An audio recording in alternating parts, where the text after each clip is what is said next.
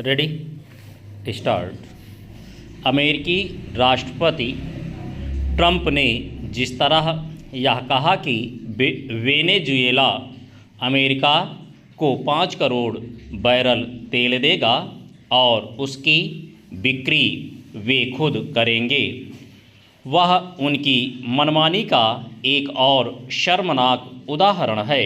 इससे यही सिद्ध होता है कि वेनेजुएला पर अमेरिकी सेनाओं के हमले का मूल उद्देश्य इस देश के तेल संसाधन पर कब्जा करना ही था।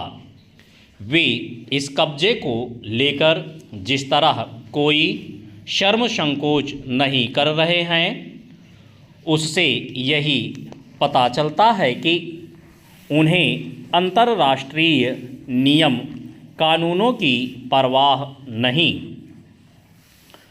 वे सैन्य शक्ति के मद में चूर होकर यह देखने से भी इनकार कर रहे हैं कि उनकी अराजकता किस तरह विश्व को संकट की ओर धकेल रही है।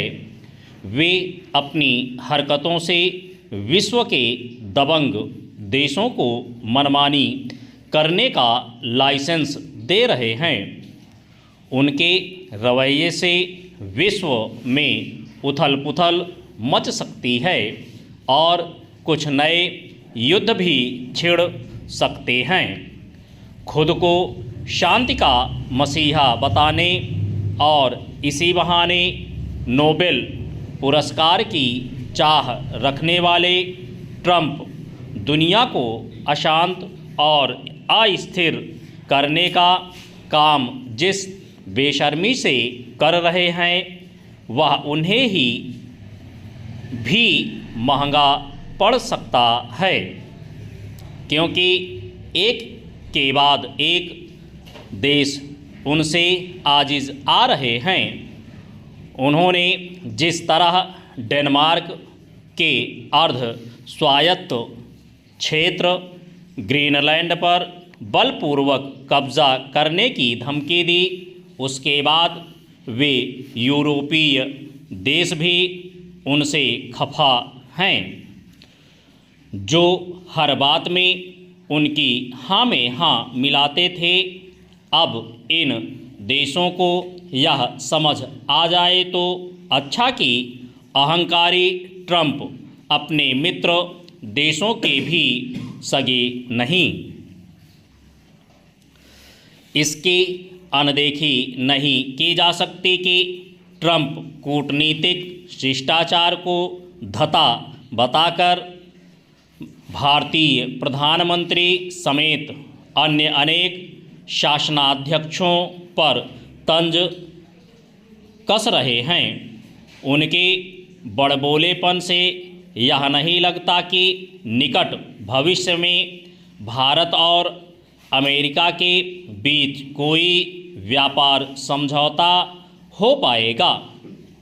ट्रंप पहले ही ड्रग्स तस्करी पर रोक लगाने और लोकतांत्रिक शक्तियों को बल देने की आड़ ले रहे हों, लेकिन उनकी मनमानी का मूल कारण डॉलर के प्रभुत्व को कायम रखना है।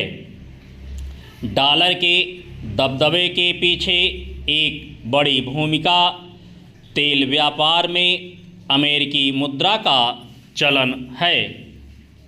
चूँकि अमेरिका एक लंबे समय से मनमानी करता चला आ रहा है, इसलिए विश्व के देशों ने डॉलर से दूरी बनानी शुरू की।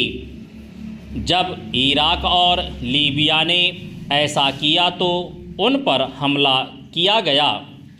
वेनेजुएला ने भी डॉलर के बजाय अन्य मुद्राओं में तेल बेचना शुरू कर दिया था।